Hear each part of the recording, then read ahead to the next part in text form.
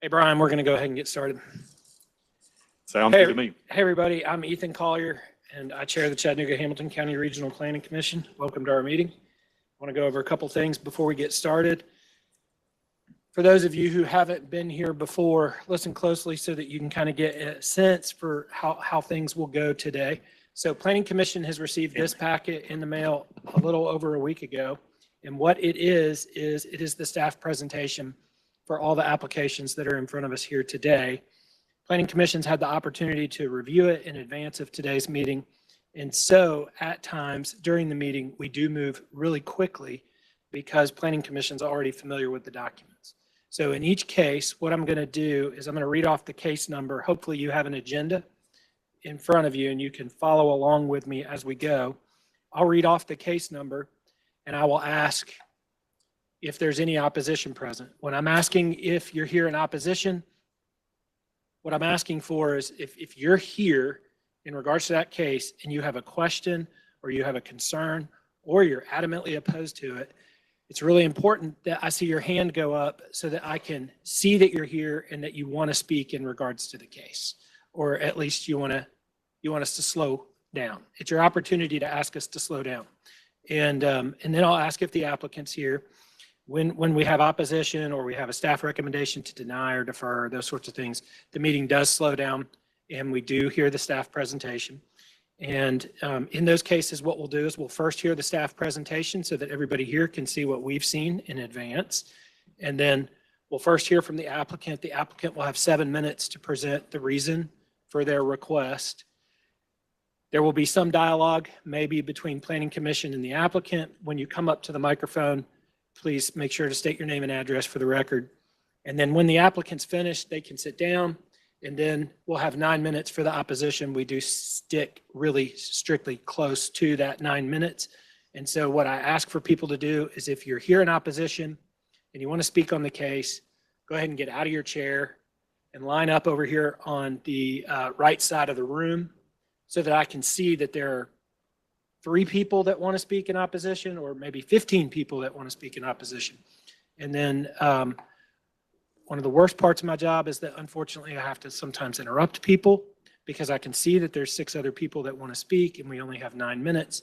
And so just look behind you, and if there's a bunch of people behind you, just be considerate of that. I'll say the most important thing is that if you're going to speak in opposition or you have questions or concerns, it's most helpful to Planning Commission if statements are not being repeated.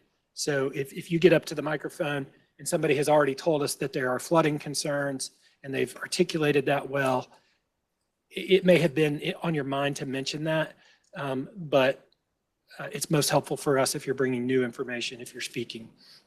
So that would be helpful. And then all the opposition will sit down and then we'll hear from the applicant one last time for 2 minutes. And the meetings run fairly efficiently, and that's kind of the way they go. Brian, one thing I wanted to cover with you before we jump in is, are there any cases that we're aware of that are being withdrawn? And on zoning cases, yes, there is one case that shows on your agenda the applicant wishes to withdraw. That's case 2025-94. That's number 8, 1135 Greens Road. They have asked to withdraw that case. Okay, so what that means is, so we're going to get to it on our agenda. Have they already withdrawn it? Yes, they met the deadline. Emily said they did meet the deadline, so it's So just on our agenda. We're not going to act. There's nothing to act on. Okay, so if you're here and you're here in regards to this case at 1135 Greens Road, it's item 8 on our agenda under new business 2025-0094. We're not going to hear that case today. So I'd hate for you to have missed that and stick around for the whole meeting and then find out we're not hearing it because we're not going to. Anything else, Brian? And it's old business under subdivision plats. Trina just reminded me that number 3 is they have asked to withdraw that, but you'll have to act on that one. Okay. We'll get to those. That's great. All right. With that, we'll jump into the agenda. The first item that we have under old business is case number HCSD-25-14, and this is a final plat, and it's for phase 3. lots 9 through 18, 35 through 39, and 52 of Signal Forest Drive. Staff has recommended to defer this for 30 days. Is there any opposition present? Hold on one second. Is the applicant present? And do you have any? Okay. We have a motion to defer for 30 days, and it has been seconded. Any discussion on that? All in favor, say aye. Any opposed? Motion carries. Next case on our agenda is HCSD-25-18. This is a final plat for Flipper Bend subdivision phase 4, lots 137 through 151, located at 0 Roberts Mill Road, and staff has recommended to defer for 30 days.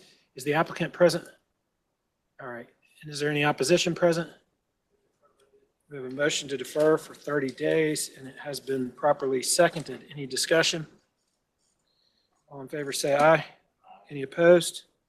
Motion carries. Next case, item 3 on our agenda is case SDP-25-14. This is a preliminary plat for McKay Hill Court subdivision, lots 1 through 103, located at 5425 McKay Hill Road.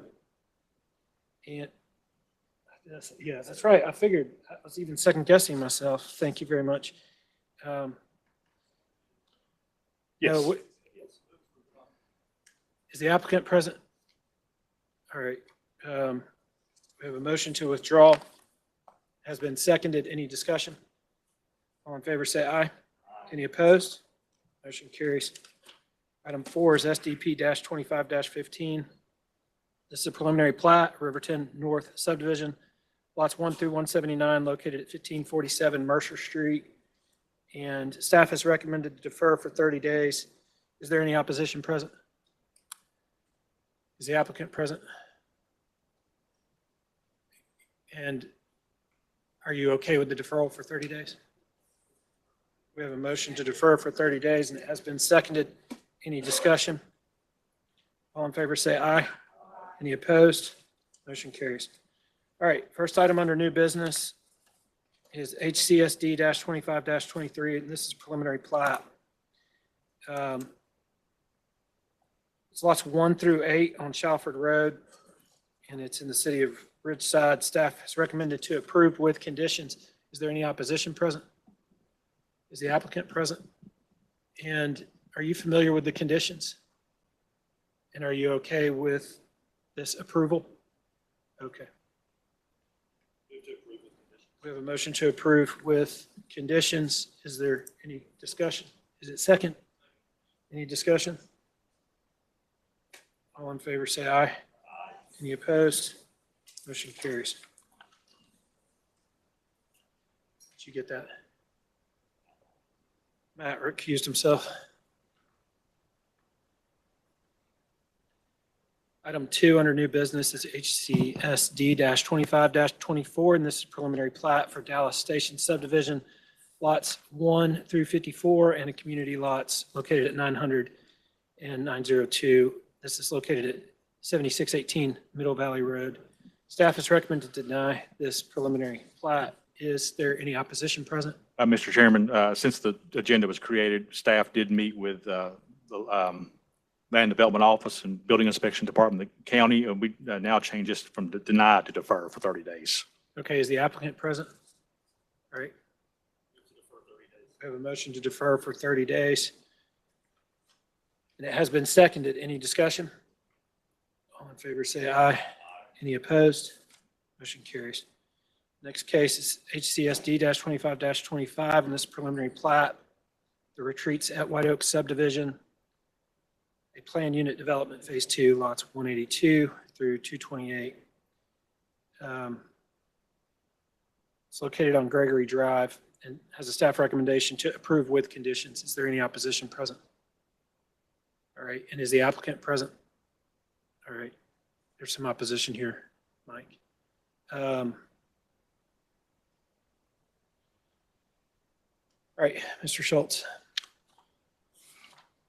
Yes, this is a final plat. Preliminary plat's already been approved for this several months ago. It's for lots 140 through 207. It does have some things that need to be corrected as typical each month on some of the plats, and those are labeled in your staff report. So staff recommend to approve with conditions. This is a planned unit development. It's already been approved many years ago for the PUD.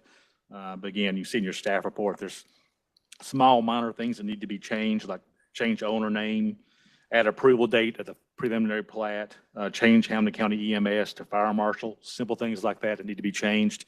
So this does meet the subdivision regulations, so staff recommends to approve with conditions, those conditions being listed in the staff report. Thank you. And I'm afraid I might have read the case number off wrong. So just to be clear, I don't know why I think that's the case, but it's item 4, HCSD-25-26. Oh, Oh, I read off 26, sorry. yeah, so So is it 25 what you're did I on? read off? Because I think maybe it's you that screwed up. Maybe it was. Okay, so I'm feeling like you screwed up just now. I'll admit it. Okay. I made a mistake. Fantastic. I know it's hard to believe, but I did make a mistake. We've never heard of staff having made a mistake. I Okay, did. So it's the retreats at White Oak. This is in, we go back one. okay, so There we go. do you mean to, There we go. This is retreats at White Oak. This is a planned unit development. It's originally approved for a PUD back in 2005, 2006 for well over 500 something lots. This is phase 2 of that development. You can see it's 182 through 228. The issue with this one was there's, after you get 200 lots, this is secondary access requirement through the fire code. This is a phase 2 of that, and it puts it over 200 lots. You can see on this drawing here, here's the secondary access, temporary secondary access that was approved by the fire marshal for phase 2. So it has been approved for temporary secondary access, which shows here, up here in the red where it says site. That is the site location for these lots 182 to 228. There was some additional changes that need to be made on the plat, which again, I read earlier in the previous other case. This is typical with plats, some minor note corrections. But staff recommended to approve with conditions, and that staff being also including the Fire Marshal's Department, Hamilton County Water Quality, Hamilton County Engineering Department, so it's just not RPA staff, it's other staff as well. So staff recommends to approve with conditions.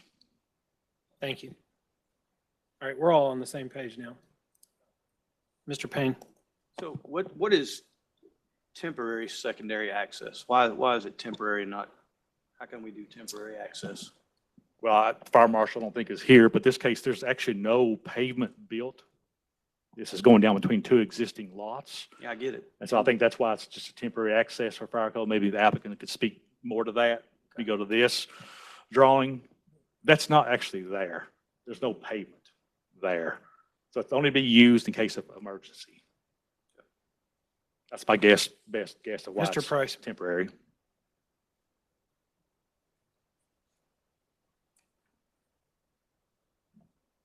Thank you, Mike Price, MAP Engineers. So the request is for this next phase of retreats at White Oak. There is a secondary access that is being constructed or will be constructed to provide access once we cross the 200 lot threshold. When the original PUD was approved, there was not a requirement at that time for 2 access points. We went through quite a extensive process dealing with the fire marshal, Public Works, the county attorney's office, and the rest several years ago when we were able to get this worked out as it relates to this secondary access. We have the necessary permanent easements. This will be a permanent access when constructed. And so therefore it meets both the fire marshal and Public Works requirements. So with that, we would ask for it to be approved, given that it now meets the subdivision regs. Thank you, Mr. Price. We've got somebody that wants to speak in opposition, so we'll hear that. Thank you.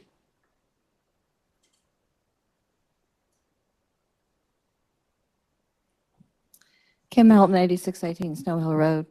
And I did look up the fire code for that particular period of time, and they did require second access. And the new, if they were vested, they should be following that, those requirements. But even the new one says it should be open to the public. So there's a question, is this going to be open to the public? I've heard these are pavers going across property in between two homes. So will this be open to the public, or will they be required to follow the fire code as it was adopted when this property was vested? The other issue is this is different from the original PUD plan in that in the original PUD site plan, you have a copy of that and you have a copy of the preliminary plat. The original site plan, the PUD plan, it showed 13 homes next to these existing homes. This new plat shows 15 homes next to the existing homes. In the Hamilton County zoning regulations, it says a major change is one of the following: increasing the number of units adjacent to existing single-family residential units. So this would increase by 2 the number next to existing residential units.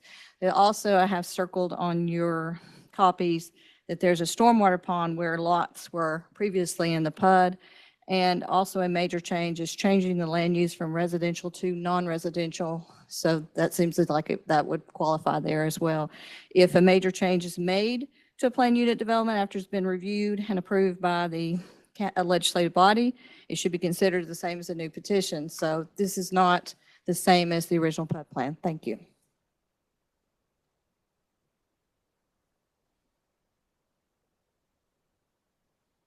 Any questions for staff or the applicant?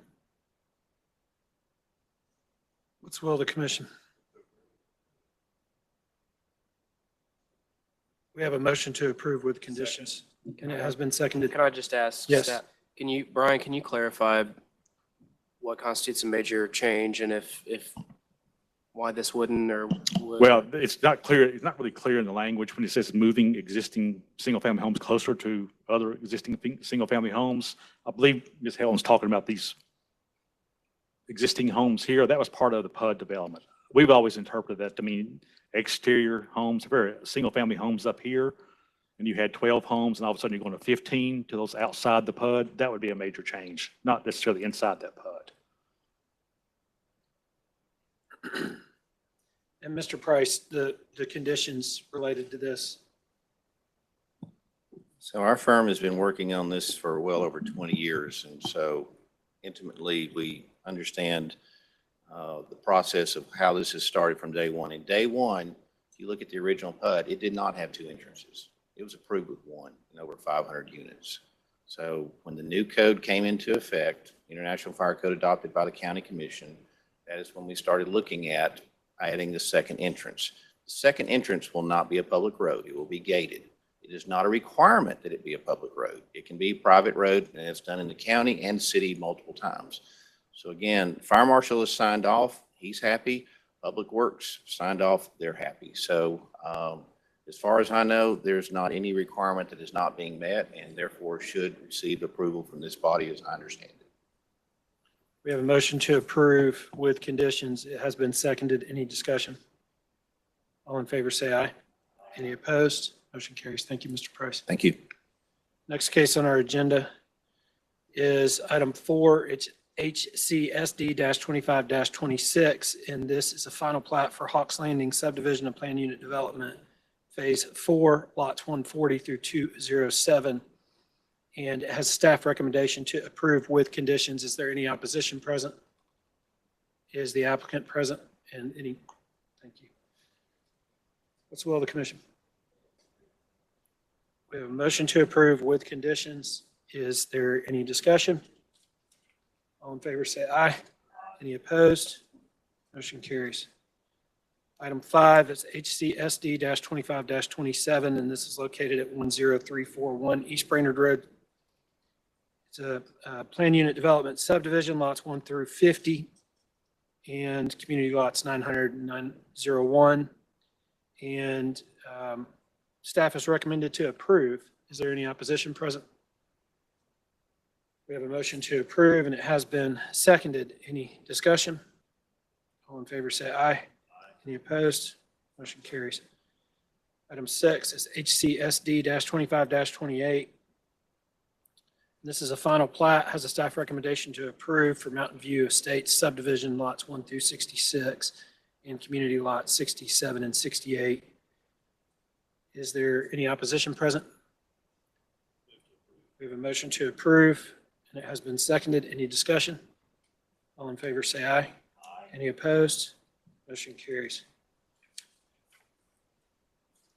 HCSD-25-29 is item 7 on our agenda. And the applicant's asked to withdraw this. Is there any opposition present? Is the applicant present by any chance? Okay, we have a motion to withdraw, and it has been seconded. Any discussion? All in favor, say aye. Any opposed? Motion carries. Item 8 on our agenda is SDP-25-18. It's a final plat. Staff is recommended to approve for Pinewood Townhome subdivision, lots 1 through 38, located at 2500 block of Henson Court. Is there any opposition present? We have a motion to approve, and it has been seconded. Any discussion? All in favor, say aye. Any opposed? Motion carries. Next case is SDP-25-19. This is a final plat with a staff recommendation to approve. Lots 1 through 27 located at 811 O'Grady Drive. Is there any opposition present? We have a motion to approve, and it has been seconded. Any discussion? All in favor, say aye. Any opposed? Mr. Chairman, I recuse. Motion carries. Did you get that? He recused. Item 10 on our agenda is SDP-25-20, and this is a preliminary plat with a staff recommendation to approve with conditions, and it's located on Patton Town Road, and it's lots 1 through 52. Is there any opposition present? Is the applicant present? And we have a motion to approve. Has been seconded. Any discussion? Yeah, he said he was fine with it. There you go. Thank you.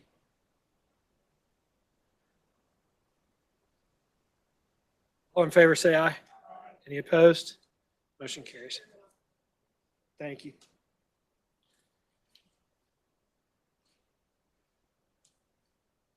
All right. We're under rezonings, closure, abandonments, mandatory referrals, and special permits. We've got several items here under old business. First of which is case 2025-0054. This is located at 7458, 7460 Pinewood Drive. It's an application to rezone from RN-1-6 to RN-2. Staff is recommended to deny the applicant's request. Is there any opposition present? Is the applicant present? Mr. Schultz, does it surprise you that there's no applicant? It does a little bit. Okay. It was deferred back in April for him to meet with the neighborhood. There was opposition here then, so I don't know, haven't heard. Says she has an update perhaps. The last that I spoke with the applicant, they had met with the people that were here in opposition, and they were considering the cottage court idea that Commissioner Adamson suggested, but they still, at that time, were undecided if they were going to pursue the rezoning or withdraw and build under their current zone. And so I have not heard their final decision, but they were at least working with the neighborhood a month ago.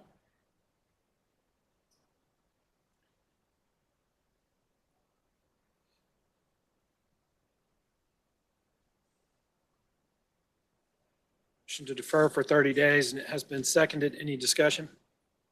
All in favor, say aye. Any opposed? Motion carries. Case 2025-0058 is located at 6616 Snow Hill Road and 8454 and 8455 Ground Park Trail. Staff is recommended to defer an applicant's request for rezoning from A1 and R2A to R1. Is the applicant present? Is there any opposition present? All right.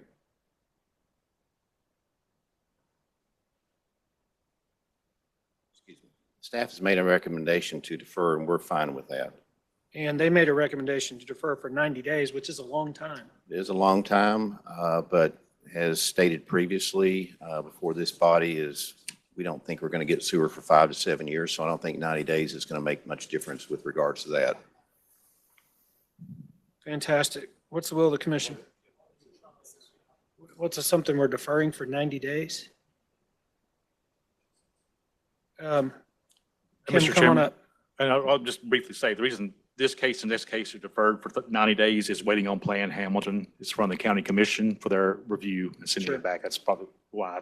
Sure. Do you want to comment on a case we would be deferring for 90 days? Okay. We have a motion to defer for 90 days, and it has been seconded. Any discussion? All in favor, say aye. Any opposed? Motion carries. The next case is 2025-0059, located at the same address, same applicant. What's the will of the? Motion to defer for 90 days, and it has been seconded. Any discussion? All in favor, say aye. Any opposed? Motion carries.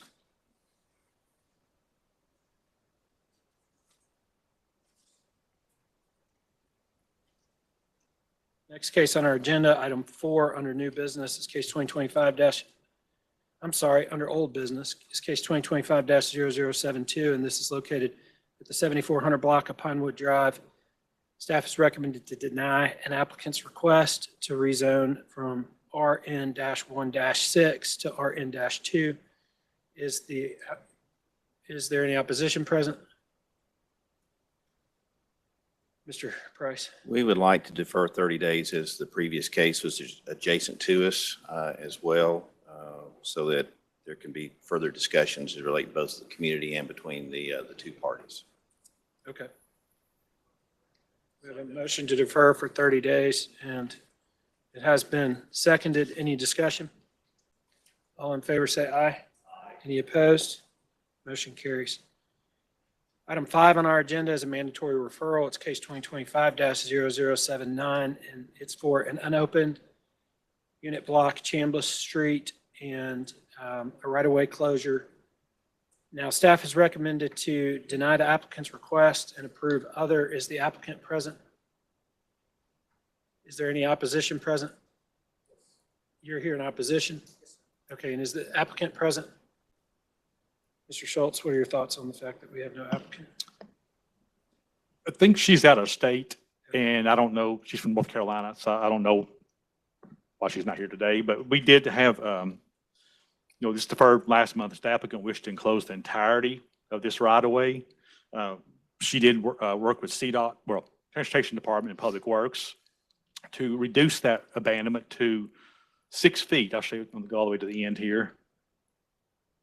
This is a map. Instead of closing the entire right-of-way, she wishes to close 6 feet by 183 feet in length. This house is I think it's 700. If you can look, portion of the house encroaches in the right-of-way. This would solve her issue of getting that house out of the right-of-way. Therefore, the 6-foot abandonment still keeps the remainder of the right-of-way open. It just closes a 6-foot wide portion to get the house out of the right-of-way. It has Thank you. clean title to it. That'd be great. Sir, do you want to speak on this? State your name and address for the record. Tyler Wilson, 709 Hamilton Avenue. I was just trying to get some clarity about what the objective was on closing this right of way down and get a little more information. So I don't have any objection to that adjustment, but I just didn't know what the plan was. That's it. Perfect. Thank Motion you. to approve staff recommendation. We have a motion to approve the staff recommendation. It has been seconded. Any discussion? All in favor, say aye. Any opposed? Motion carries. Thank you, sir. Glad you were here.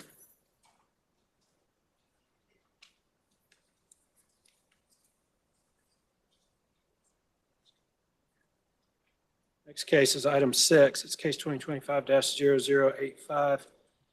And this is located at 7417 and 7423 Mintom Drive. And staff has recommended to deny an applicant's request for rezoning from RN 1-6 to the TRN-3 zone.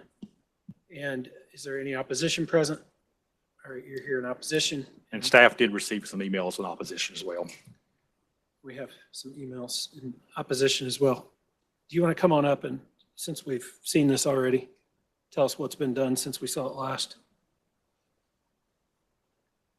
Hello again, Joseph Ingram, Ingram Gore and Associates.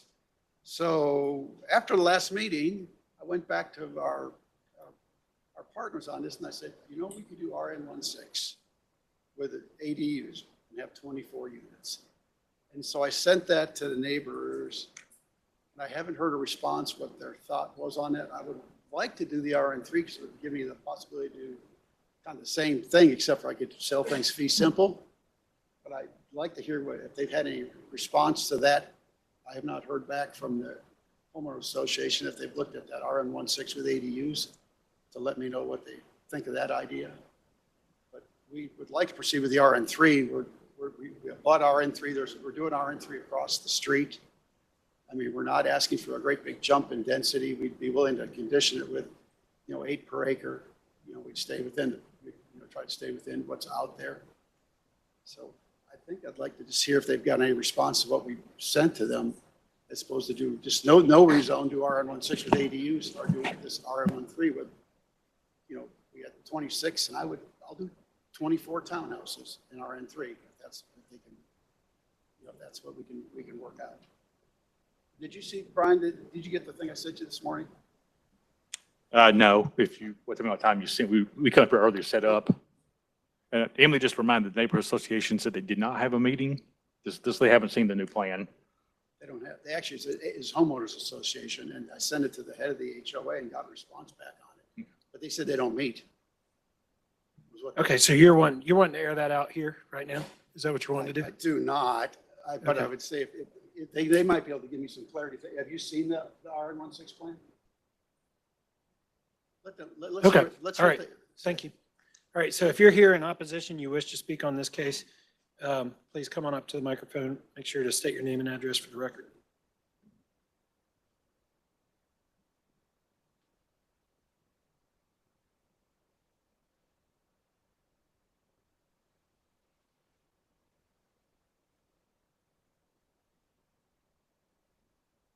Just a little bit of Mark Caldwell, and I live on Kingsley Court right next to the proposed lot for rezoning. Just a little bit of perspective on this lot and its what's going on around it. To summarize, to the north of the lot, there's 100 Points Apartments with 260 units. Right next to it is Shallowford Point Apartments with 100 apartment units. Across from that, the Hunter Apartments, multi-adjoining development, 167 units. And there at the entrance to Mid-Tom, right above the lot, is the Waterford Populous with 344 units and houses. Not to mention other lots, some of which the owner wants to develop across from Kingsley Court and on Will Kelly, and other lots that are behind this proposed lot that some of you have mentioned on Pinewood. Which brings up the point of the discussion, which I hope the Planning Commission would consider, is whether to grant this petition for rezoning. At what point does development, which I think we're talking about building more new homes, more units, what point does that become a detriment to the area and the quality of life of the residents who are living there? Chattanooga advertises as a great area for seniors to move and retire to. And having lived on Kingsley Court for the last 5 years, I believe I can say it's a majority of seniors that live there. And many of our seniors like to get out in the morning and the evening and to walk, some with canes, some with pets, some with walkers, and even some in wheelchairs. And it's hard to respond to cars that are coming impatiently to get to school or go to work in a small 2-lane road with no lines, no shoulder, no sidewalks in a quick way. But even the younger adults in the area are being affected with the congestion. So the property petition for rezone is in the lowest part of this Minton Road. It's a natural water catchment area, which mentioned before. The plot that he just sent us, the map that he sent us a few days ago, has a little pond there, which would be up against Hamilton Court. It will no way catch the water. In fact, the Hamilton Court resident there said they already have water coming into their lot from the development of that lot behind them, the multi-lot with 167 apartments that are planned there. Also, the owner has not met with us other than just a brief talk after the last meeting. He knew the president of our HOA to talk to, but we have not heard from him to my knowledge. And for this reason and others, I respectfully request the petition to rezone be denied.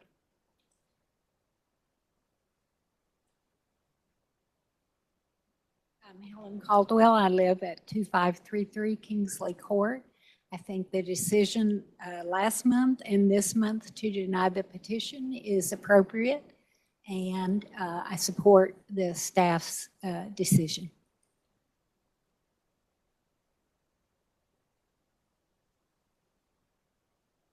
John Williams, 2669 Kingsley Court, HOA president.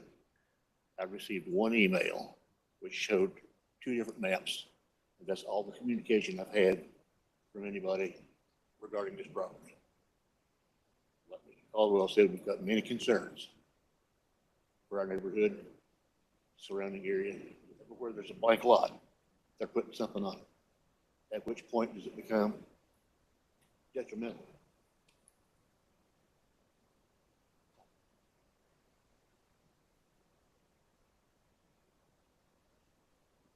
Simon, 2508 Hamilton Grove Drive. I'm one of the residents on the other side of Kingsley Court. In the back, we do have a runoff, but the main thing I want to say here, I'm not sure who is he talking to, but I have no idea what they're doing. No idea. He said he did have a conversation with the neighborhood. He didn't.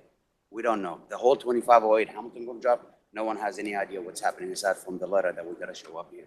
That's all we. Thanks. Thank you. Joseph? Y'all can have a seat. Thank you. So I was hoping to get some clarity on if I can do 24 dwelling units without a rezone. I asked for 26 with the townhouses. I think the 26 gave them I gave them better buffer. I had more open space. I'm matching this exact same zone they live in. It's the exact same zone that's behind me. It's the exact same zone I'm building and across the street. And so I'm kind of confused. But so you don't want the townhouses, but you're okay with me doing it? Joseph, you're not negotiating with them. Sorry. So just ask us what it is you want us to do, and we will make a decision. Like I said, I don't think the RN3, the conditions I propose, Be clear about what it is you want. So the RN3, the multifamily, with the conditions I have proposed there. To be clear, it's TRN3. Yeah, that's what I was going to ask. You said RN3 several times, Joseph. Yes, that sorry. is a zone in the city of Chattanooga. You have asked for TRN3. That is also a zone in the city of Chattanooga. You're right. That's much denser than RN3. No, I want my apologies, RN3. Your application says TRN3. Is that the one we amended, Emily? My bad. It's TR. That's why staff recommended denial. TRN3 is what the applicant's request is. Okay, so it is actually, what you're looking to do is rezone the property to RN3. Oh, did you want to say something? Yeah. Hey, Joseph. Have you talked to Cody Harvey, the city council representative in District 4? Have y'all met or I talked to Cody at the commission meeting last week. Okay. I would recommend. Direction. Say again? I haven't really, he kind of, I told him, I said I could do the same density either way, and he said, well, let's see what the neighbors want. Okay. I'm suggesting that maybe you do a community meeting, and I can help you get Cody involved, and maybe let's find a neutral location where all the neighbors can attend to find out to find out what would be acceptable to them in that area so that you can, because it sounds like there's some communication gap. I'm just wondering. Yeah, like I said, I kind of, and it's part on me and part, I said, oh, if they got neighbor association, no, they have a. Can I get with you after this meeting and I can connect with Cody and you Yeah, to see if we I- can I- help I- accomplish I- that? I'll see you guys both tomorrow. Okay, So let's talk tomorrow. Let's just do that tomorrow. Is that acceptable to the? Well, I mean, planning commission has Yeah. deferred this once. Yeah. I'm just opposed to deferring it again. We've had 30 days. Joseph's had 30 days. Sounds like there hasn't been some of the communication that needs to have happened. He's made a valid point in regards to the fact that by right, he can do homes and ADUs, right? Correct. And I would agree that that is indeed the case. I think had his application been for RN3, it might have had a different staff recommendation, or it would have. I think it'd probably been the same staff, RN3 versus the TRN3 is more of a traditional that you see downtown. RN3's probably still been a recommendation to deny. The plan doesn't support it. We think the RN16 is more appropriate at this location. Mhm. I said I'm next door to RN3. Right. Mr. Payne, did you want to say something?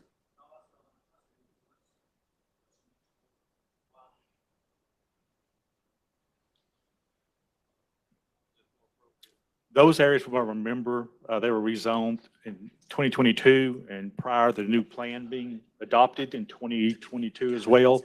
And so the new zoning, these were RTZ zones. And then the new equivalency mapping, the TRN3 was the most equivalent zone to RTZ with conditions. That's the only reason they're there. It's also TRN3 with conditions limiting the density. And 2 single-family uses only. Okay.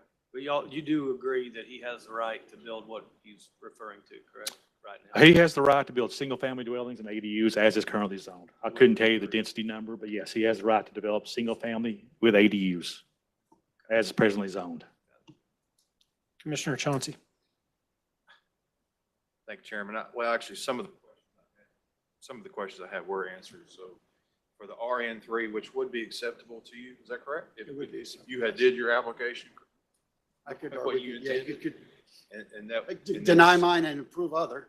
Staff's recommendations would still be to deny based on. Correct. Yes. That's all I got for now, Chairman. Mr. Law. Mr. Gore, would you like us just to withdraw this? Pardon me? Would you like to just withdraw this? I think I'd like to see, I mean, I think it's a legitimate request, and I don't, if sooner or later we got to cut or fish, fish or cut bait, I guess.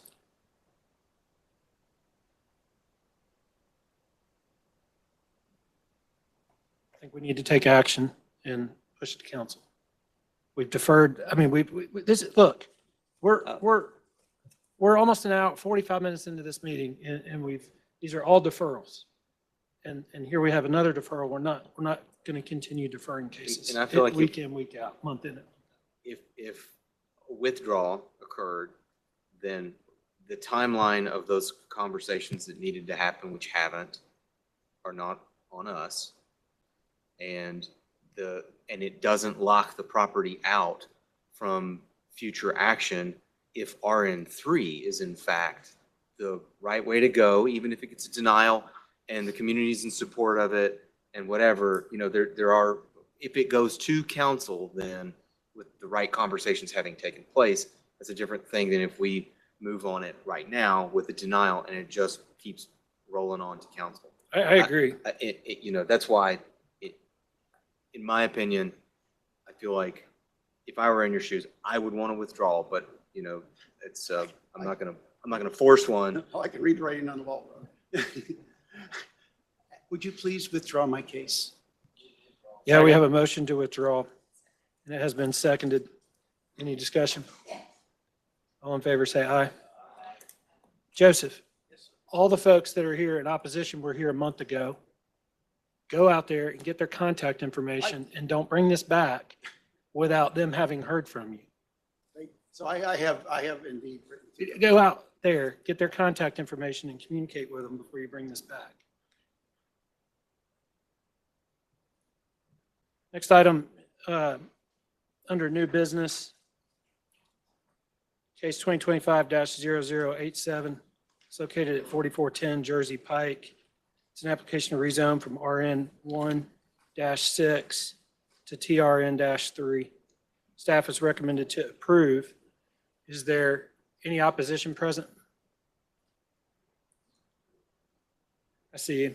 And is the applicant present? All right. Mr. Schultz. Sure. This is case 2025-0087. This is a request to rezone a piece of property that's roughly half an acre or less. It's for 3 units. It's 7.14 acres, density dwelling units per acre.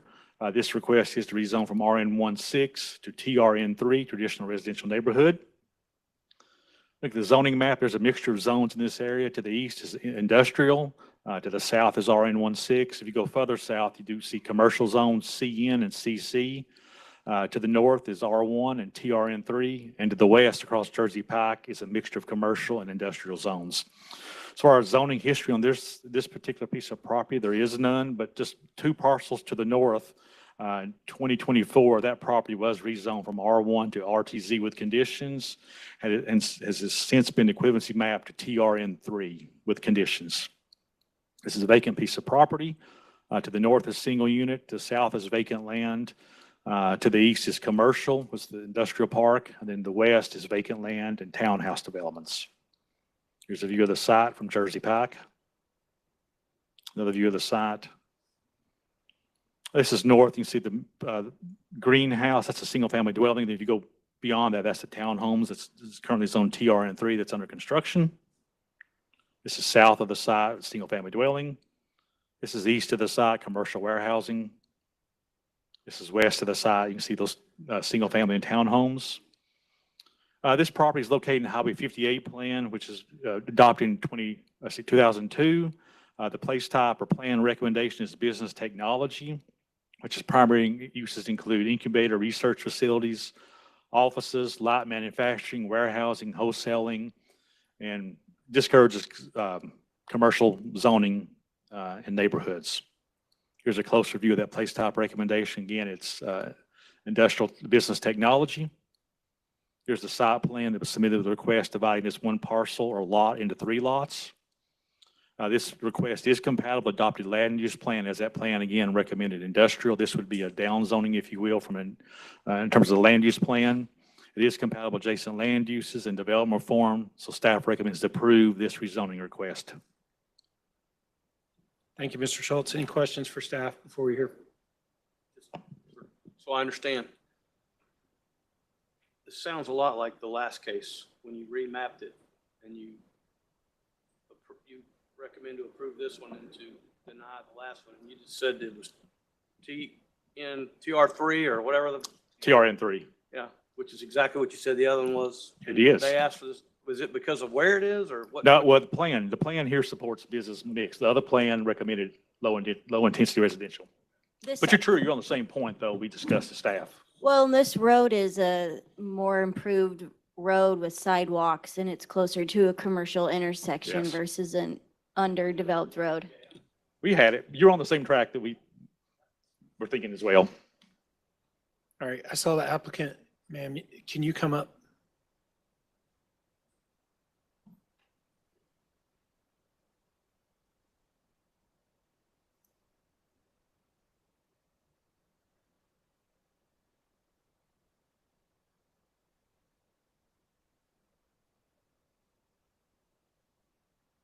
State your name and address for the record and the reason for your request. My name is Marilyn Jones, and my address is 3729 Dar Street, Chattanooga, Tennessee, 37410. My reason for the request is so we can provide more individual homes for the neighborhood. We developed the townhouses across the street, all of those. We also are developing the ones on the corner, and we think we need more single-family homes, and that's why the request. Fantastic. Thank you. There's one gentleman here that's in opposition, so stay close. You'll have an opportunity to speak after he does. Sir, come on up. Reminder to state your name and address for the record. My name is Marion Quarles, lived 8421 Water Tower Road, Ooltewah. I own the property next to Miss Jones. I own 4406, 4408, and 4412. That's been in my family since the Depression, and I'm trying to keep things pretty much as they are. When she started building the townhome to the north of my grandparents' house, I did not realize it was going to be so tall and kind of box me in.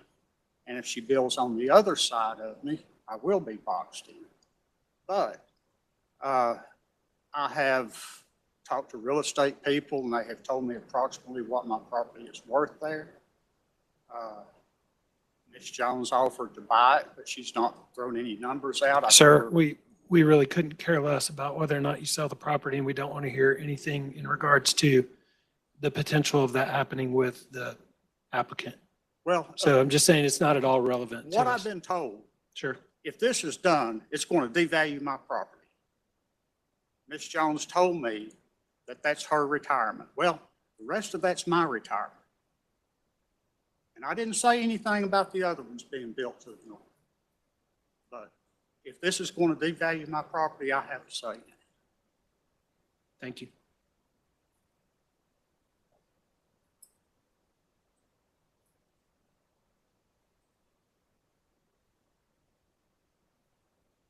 Actually, I did talk to Mr. Quarles. His other family members are the ones that sold me the other property. And I also, actually, it would bring the value up with his property, because across the street, when we initially started, those homes was like at 200K. Now they like almost at 300K. The house, which he's talking about, is next to our house, which really, it brought the value up, because all the houses around it is way more than what they used to be. And I did offer to purchase it, but you know, the numbers were ridiculous, so I didn't. So, but I mean, and then I also allow him, because he had a fence that was encroaching the property that we're currently building. I allowed him to keep that fence till we finish building, so you know, so he won't feel like he's boxed in. But yes, so. Any questions for the applicant? Mr. Anderson, do you want to say something?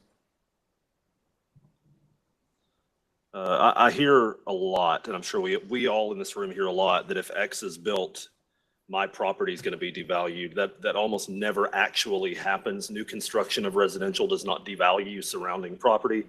Ms. Jones is correct. It almost always increases it. Anyone who's gotten a letter from the county assessor of property this year knows that everything's gone up. I move approval. We have a motion to approve, and it has been properly seconded. Any discussion? All in favor, say aye. Any opposed? Motion carries. Thank you. Next case on our agenda is item 2 under new business, and it's located at 2105 Randolph Street. It's application 2025-0088. Staff has recommended to approve the applicant's request to rezone from IH to TRN-3. Is there any opposition present? Is the applicant present? We have a staff recommendation to approve and no opposition. We have a motion to approve, and I heard a second. Any discussion? All in favor, say aye. Any opposed? Motion carries. Next item on our agenda is case 2025-0089, and this is located at 7117 Bonnie Oaks Drive. And it has a staff recommendation to deny for an applicant's request of a rezone from RN-1-6 to CNT. Is there any opposition present? Is the applicant present? Can you come on up? Mr. Schultz. Yeah, this is case 2025-89. This is a request to rezone a piece of property zoned to RN-16 residential neighborhood zone to CNT, which is a neighborhood transition commercial zone. Proposed use is office. It's roughly less than half an acre in size. There's been no zoning history on this property. 7116, you can see on the map to the southwest of this side, tried to rezone from R1 to O1, 2006. That application for O1 was denied. Looking at the zoning map, everything around this property is zoned R1. There is no commercial zoning at this location. It's a single-family dwelling. To the north and south and east and west of this property, single-unit residential. There's a view of the site. Again, it's a single-family dwelling. Another view of the site. This is south of the site, single-family dwelling. East of the site, which again is a single-family dwelling. This is west of the site, single-family dwelling. This is Bonnie Oaks Drive. You can see on the left-hand side and right-hand side, this is all single-family at this location of Bonnie Oaks Drive. This property is located in the Shalford Road Lee Highway Area Plan, which was adopted in 2005. The plan recommendation is for this to remain single-unit residential. Here's a closer view of the property. It's in the red circle. You can see it's in the yellowish color, which is single-unit residential. Further east towards I-75 is where you see the commercial. To the east of Silverdale Road, we tried to hold the commercial at that line, and no further encroachment along Bonnie Oaks Drive to the west of Silverdale. Here's a view of this is the site plan submitted to the request. The intention is to use the existing house for an office. This request is not compatible with adopted land use plan. It would not be compatible with adjacent land uses and development form for this location of Bonnie Oaks Drive. Again, as stated, the plan doesn't support introducing non-residential zone along this portion of Bonnie Oaks Drive. So staff recommended to deny this request. You can see again, try to hold the commercial from creeping down Bonnie Oaks. We tried to hold it to the east of Silverdale Road. So staff recommended to deny this request. Thank you. Any questions for staff? Ms. Burrs? I'd like to hear from the applicant first. Okay. Thank you. Yes, sir. Good afternoon, Eric Hudson, residence 2627 Winter Garden Drive. As has already been stated, the application is to put a counseling office on that property. I do believe that there is precedent. One thing that's not included but is also currently on the zoning map is in this about 1,000-foot or so portion that they're talking about preserving. There are currently 4 commercial zoned residential properties. There's an auto sale that's currently running, a mechanical shop in the rear of that that's in a residential house with a parking lot in the front. There's also to the right of the property, closer to the railroad overpass, there's a home health agency there that's been bought and sold within the last 5 years that is also currently zoned commercial. There also is a long-term boarding, pet boarding and pet daycare facility that is there and operating commercially out of that context as well. And this property sits sandwiched in the middle of commercial on both ends, sandwiched between the VW plant and the new Starbucks that's put in directly next to a residentially zoned piece of land. And I feel like the zoning request of the application that I'm looking at is the highest and best use. If you look at that neighborhood, you'll see a lot of homes that are decompensated because of the era of the homes. They've become, in a lot of ways, lower end rentals, and there's not money being put back into that. And my use is, I believe, to be the highest and best use, preserving the integrity of the home being built in the 40s and matching the neighborhood. And I'm willing to work with the land office. I think that one of their recommendations about moving forward is the possibility of adding any parking to the rear of the property. And I'd, of course, like opportunity, even if it's through a deferral, to be able to reach out. See, I've talked with people in the area. The gentleman I purchased the property also owns 3 within the circle of area that we're talking about and is in favor of it as well. I've talked to some of the residents as well, and of course, open to further conversations if the commission feels is needed as well. Thank you. Thank you. I'd asked earlier, but just wanted to double check. Is there any opposition present? All right. Hey, thank you, Mr. Hudson. I did speak with Mr. Hudson a couple of times about the property and suggested that the best thing for him to do was to talk to especially the more dense neighborhood, which is directly across from Bonnie Oaks. Everything's pretty spread out, and there are some commercial property, there are some commercial uses that are happening in those. Did y'all discover that, Brian, that some of the uses around him are commercial? It's not shown the zoning map. Let me try to zoom out here, find a picture. Here's Silverdale Baptist Church. This This is, of course, this is a land use map. It's not a zone. There is a Taco Bell sitting here that was rezoned, I guess, last year, before last. Just further off, this is Bonnievale. There is a commercial zone sitting here. These uses through here, if they are operating as commercial uses, they're not zoned for that use. They're zoned R1. Okay, and I They think could that's be what he's- operating illegally, be my guess. Okay. I would like to give Mr. Hudson the opportunity to talk to the residents across the street, especially because that's where the densest amount of property is, and he's willing to do that. I know we're in the deferral business today, but I would like to give him 30 days if he's willing to defer this for 30 days, to give him the opportunity to do that, to see if maybe something can be worked out. We have a motion to defer for 30 days, and it has been properly seconded. Any discussion? All in favor, say aye. Any opposed? Motion carries. Mr. Hudson, one thought is that, you know, none of your neighbors are here in opposition. You're going to go talk to them, and over the next 30 days, I think the other thing that would be helpful is that to staff would be that, you know, we have had a history of, on high traffic corridors like Bonnie Oaks, allowing homes to be converted into office. And staff is normally making a recommendation to deny that. Planning Commission is normally trying to figure out how to approve that. And then we're having to, on the fly, come up with conditions to address the realities of the fact that this house would now be a counseling office. And so one thing I would ask, in addition to him talking to his neighbors, is that he would be working with staff to come up with conditions that would work, even though you'd be making conditions and still a staff recommendation to deny, but knowing that it's possible that Planning Commission would need to be able to lean on you for how to address any potential nuisances.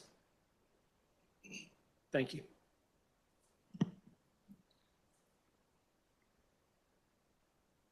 Next case on the agenda, case 2025-0090, and this is located at 1614 East 17th Street. And then it's an application rezone from RN-2 to TRN-2. Staff is recommended to approve the applicant's request. Is there any opposition present? You're here in opposition. And is there an applicant present? All right. Mr. Schultz. Sure, this is case 2025-90. This is a request rezone from RN2 residential neighborhood zone to TRN2 traditional residential neighborhood zone with conditions. Its proposed use is townhouses. It's roughly 0.33 acres in size. Number of units proposed is 10 units. That's a density of 30 dwelling units per acre. There's no zoning history on this piece of property, but if you look at the two leader lines, the red, 1620 Watauga Street was rezoned from R2 and M2 to UGC with conditions in 2021, which is 2 blocks to the north, which is now equivalency zone to TRN3. And to the south, that was rezoned on Watauga Street as well. That was rezoned from R2 to UGC with conditions in 2023. Here's the property to the north is vacant. If you look further north to the TRN3, that's being developed as multi-unit residential. To the south is 2-unit residential, as well as 2-unit residential to the east, and to the west is single-unit detached residential. So there's a mixture of single-unit and 2-unit residential at this location. Here's a view of the site from East 17th Street. This is a view of the site from Watauga Street. This is north of the site. This is the townhomes that's being built north of the site on East 16th Street. 2 blocks to the north is zone TRN3. This is south of the site, single-family dwelling. This is east of the site, 2-family dwellings. And then again, west of the site, single-family dwelling. This property is located in one of our newer plans, which is the Historic River to Ridge Plan adopted in 2020. It recommends urban residential. Primary uses include single-family detached, ADUs, and 2 to 4 units per lot. Here's a closer view of that place type recommendation, which again is urban residential. This is site plan submitted with the request. You can see it fronts 17th and Watauga Street with parking to the rear of the site, if you will. This request with conditions is compatible with the Area 3 plan and compatible with adjacent land use and development reform. Staff does recommend 2 conditions as a privacy fence and landscape buffer along the eastern property line to buffer the existing single-family dwellings from the parking lot. So staff recommends to approve with 2 conditions. installation of a privacy fence along the eastern property line adjacent to tax map 156BA25, and a 10R residential buffer may use the fence or wall option required along the length of the eastern property line. Again, that's to protect the adjacent single family from the glare of lights from the parking lot. So staff recommend to approve with 2 conditions. Thank you, Mr. Schultz. Any questions for staff? Mr. Byrd? Just to clarify, is that 10R buffer, that's in addition to what would normally be required? One would not be required. This is what we're Would not requiring. usually be Yes, required. yes. Mr. Lau? What is the distinction between the privacy fence that you're requiring in condition 1 and the 10R residential buffer may use fence wall option in condition 2? Karen, or I was sorry, I was on vacation just when we finalized these. I don't really know. I thought we had finalized it at the second option was that the 10-foot buffer and you could use the fence wall option. I think that's redundant. And the second condition there gives a little bit more flexibility. We're just trying to buffer the parking lot from the neighboring residents. So I believe that that would be approved with condition to the second item there. Thank you. You, Mr. Richmond?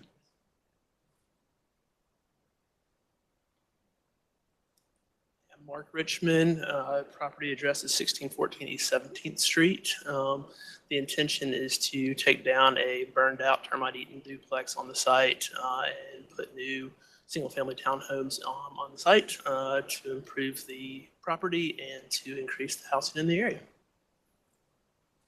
Thank you. Any questions for the applicant? All right, stick close. Sir, you've got some questions? A little bit of opposition. Good afternoon. Hello, everybody. My name is Jared Hebb, and I live at 1507 East 17th Street.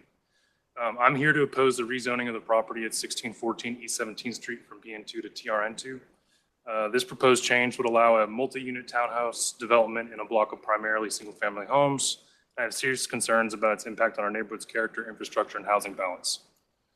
Our street and the surrounding blocks are made up of single-family homes on individual lots. The current BN2 zoning of the corner property is low density and compatible with nearby houses. In contrast, TRN2 zoning is intended for a mix of dwelling types, including duplexes, townhomes, and even small apartment buildings up to 6 units. Rezoning to TRN2 would open the door to a much higher density development on a small corner lot that isn't designed to absorb it. We're already seeing townhome overdevelopment in our immediate area. Just 1 block away at East 16th Street in Watauga, the 16 East Townhome project was supposed to deliver 26 units. Only about 13 have been built up so far, and most remain unsold. In fact, some have been converted into expensive rentals. These units were originally listed for around $415,000 each, well above what most residents of that area can afford. If half a block away, brand new townhomes are sitting empty, why should we have approved zoning to allow more of the same? It's a clear sign of oversaturation and a lack of demand. The corner is located within a residential area of Oak Grove. While it may be on a transit corridor, the immediate surroundings are still made up of single-family homes. Rezoning this lot for high-density housing would be completely out of character with its surroundings, and once rezoned, there's no turning back. It opens up the door to further multi-unit developments, permanently altering the residential makeup of the block. Oak Grove is a residential neighborhood with a strong base of long-term homeowners. While rental housing exists, most homes in our immediate area appear to be owner-occupied. The concern is that rezoning to TRN2 will lead to more investor-owned properties and fewer homes that are actually lived in by their owners. That shift could weaken the stability and sense of continuity in our neighborhood. And it's not just 1 or 2 cases. We're also seeing new high-end townhomes under construction along South Holtzclaw Avenue, just a few blocks away. Those units may be more appropriate for a corridor like Holtzclaw, but taken together, these projects signal a broader trend of increasing density in a part of the city that is still largely residential and low scale. It raises the question, where does it stop? The Chattanooga-Hamilton County Regional Planning Agency's own public input processes emphasize protecting the character of established neighborhoods.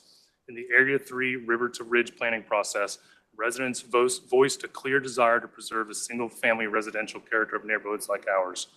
Zoning reform was supposed to make housing more affordable by allowing density in appropriate places, not by forcing high-density development onto the interior of on the stable of residential blocks. We support growth and affordability, but this proposal doesn't deliver either. In closing, I urge you to please deny the request to rezone 1614 East 17th Street to TRN2. We're not opposed to growth. We're opposed to zoning decisions that don't match the scale, character, or needs of the area. The evidence is right in front of us. Vacant townhomes, unfinished projects, and overburdened streets. Let's not make the same mistake twice. Please vote to protect the character and integrity of our neighborhood. Let this remain a block of single-family homes, not another construction site for overbuilt, overpriced, and underused townhouses. Thank you.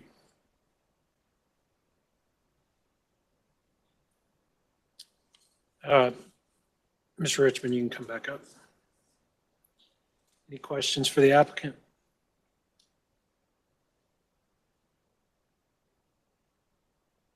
Yeah, I mean, do you have anything you want to say? The townhomes that he's mentioned that are undersold are three-story townhomes of much larger scale than we intend to build. Ours will be two-story, 1,000 square foot, roughly. We're going to build 3 units in one building, 3 units in another building, 4 units in an additional building, as opposed to one line of buildings like the ones that he mentioned that are unsold. So I think we fit the neighborhood plan and we fit the character of the neighborhood much better than the previously mentioned townhomes.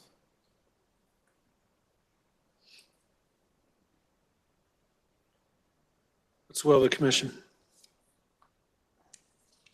Second. We have a motion to approve, and it has been properly seconded. Any discussion? All in favor, say aye. Aye. Any opposed? Motion carries. Thank you. Next case on our agenda is case 2025-0091. It's located at 1010 Dallas Road, and staff is recommended to approve an applicant's request for rezone from IL to CC. Is there any opposition present? All right, and is the applicant present? Okay, thank you. Mr. Schultz. Yeah, 2025-91, this is a request to rezone some property in North Chattanooga from IL and light industrial zone to CC commercial corridor zone for multi-unit residential. It's roughly 2.77 acres in size. Number of units proposed is 169. That's a dwelling unit per acre count of 61 dwelling units. There's been no zoning history in this property. To the north and south and east is CC, which is a commercial corridor. If you look further east, you do see RN15. And to the west, to the side across North Market is RN2. But this piece of property is zoned light industrial for mini warehouses. Here's a view of the property. It's currently being used as mini warehouses. To the north of the side, it's office uses. To the south, it's commercial and office uses. And to the east, it's vacant land. And the west, it's vacant land. It looks like it's already been platted for lots. There is some slopes on the property. To the rear, you can see the orange is above 35% or less than 35% slopes. But generally where the development is going to occur is pretty flat. Here's a view of the site. Another view of the site. This is looking north on North Market. This is north of the site, office use. South of the site, commercial uses. Southeast of the site, which is office uses. West of the site, those are those platted lots that's zoned RN2. This is in the Hill City North Side Plan, adopted in 2003. The plan recommendation is business technology at this location, which generally refers to commercial industrial zones. Plan goals are park or campus-like buildings for headquarters for research and office uses is what's envisioned. Preserve hillsides by clustering residential development. Here's a closer view of that. You can see the light purple is business technology recommendation. Here's the site plan submitted with the request. This request is compatible with adopted land use plan. It is compatible with adjacent land uses and development reform. It would be an extension of the existing zone, which again is CC. So staff recommends to approve with no conditions on this property. Thank you, Mr. Schultz. Any questions for staff before we hear from the applicant? All right, who's going to speak? Both of y'all.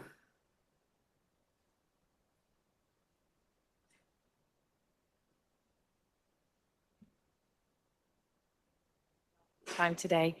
Can you hear me? Yes, we did submit. Can you state your name and address for the Sorry, record? Courtney Watson, and I live at 1605 Carroll Lane, within D2 where this project is located as well. So I'm also a resident of the area. We submitted a rezoning application rezone it from IL to CC to conform to the surrounding parcels.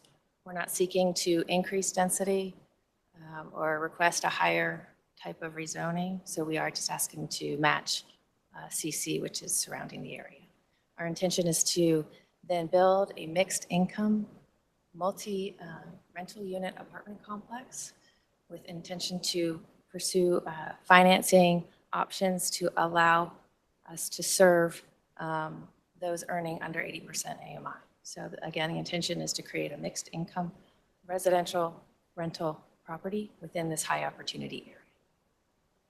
Thank you. Any questions for the applicant? All right. We've got several hands that went up in opposition. If you'd like to speak, come on up to the microphone.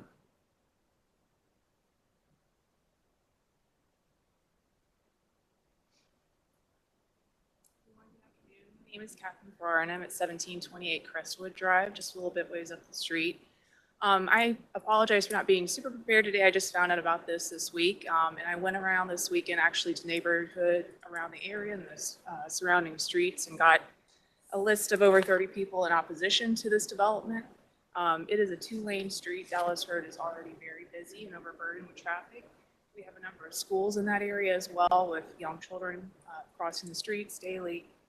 We have a number of people who are single residences along that street who have children who are scared already to have their kids come out and play in the front yard because of the traffic burden that we already see.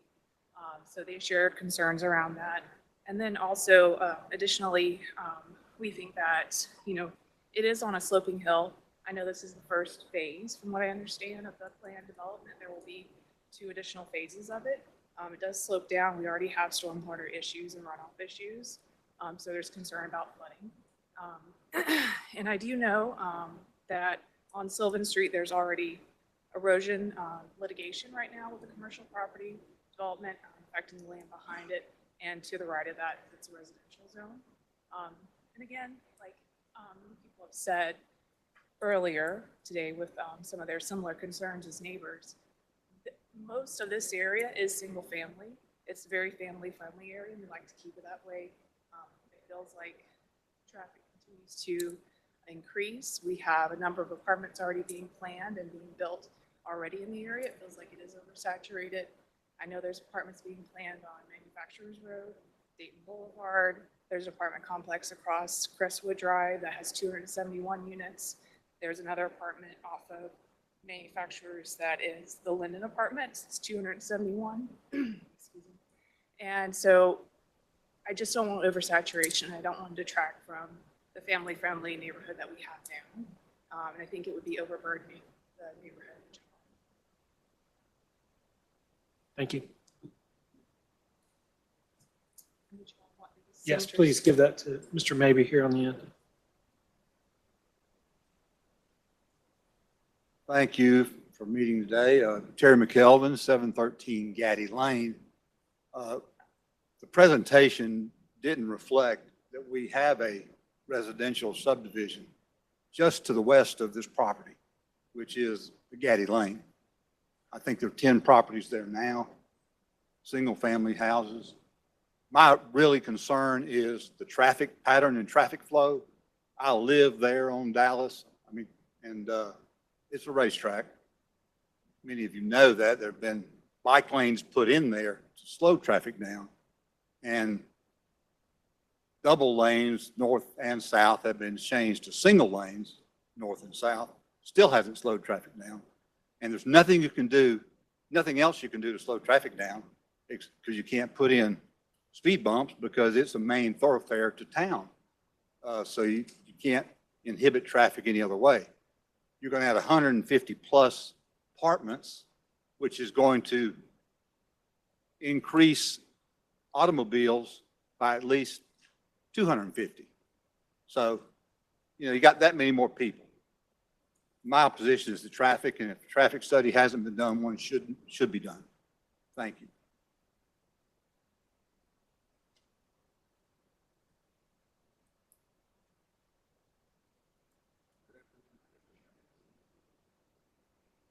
Circle, which is just up the hill beyond all it says a vacant lot, but it's actually cultivated green space by another neighbor of mine directly up the hill. They own the 13 acres behind there. My concern is definitely traffic, but my real concern is children. The way you're looking at this, you don't see the main impact this is going to have. One is going to be the intersection that crosses just north of there from Normal Park Upper School is used by hundreds of children every day. The impact that this will have on cars in the area, I've spoken with a previous speaker, it can only be significant, assuming even one car per apartment.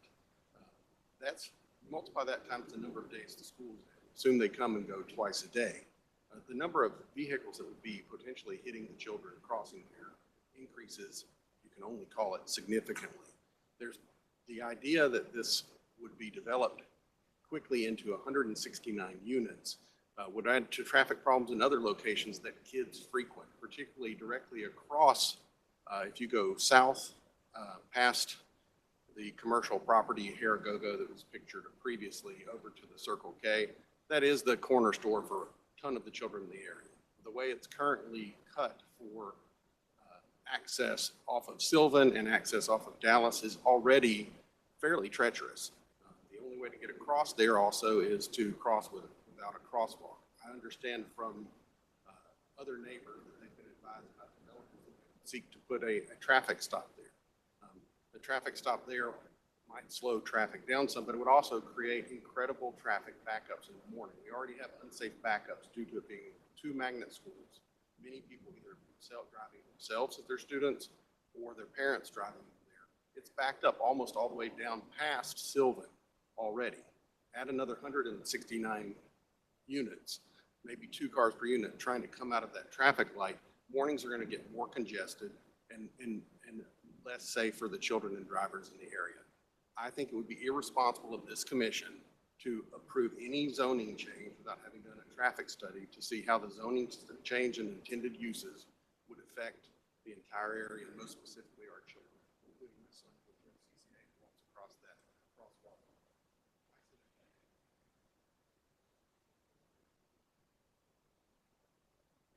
Got 3 minutes remaining. My name is Joe Helseth, 1738 Crestwood Drive, and thank you for having this meeting this afternoon. And I believe my concern was similar to the previous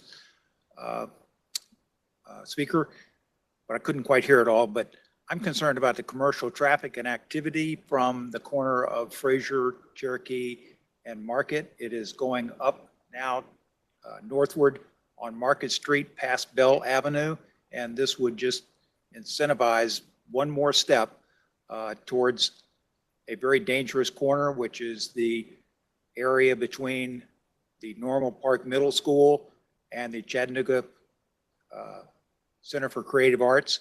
And that would make a colossal traffic mess in that area. And to add another, as you said, a couple hundred cars is dangerous to our neighborhood. So thank you very much.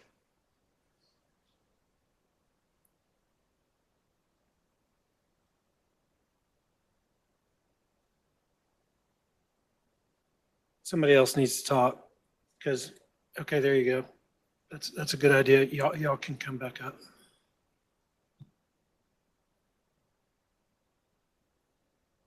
Is it okay if we just speak to maybe the traffic and stormwater briefly? We've had a pre-application with city staff, spoken with Transportation and Public Works. We're under the threshold, but it's at the purview of the city, and we're expecting to coordinate with them on what the traffic study is going to look like, what the criteria will be. All of that will take place during the land development permit process. And so that's the traffic component. We understand that'll be something that has to get worked through at the land development permit stage.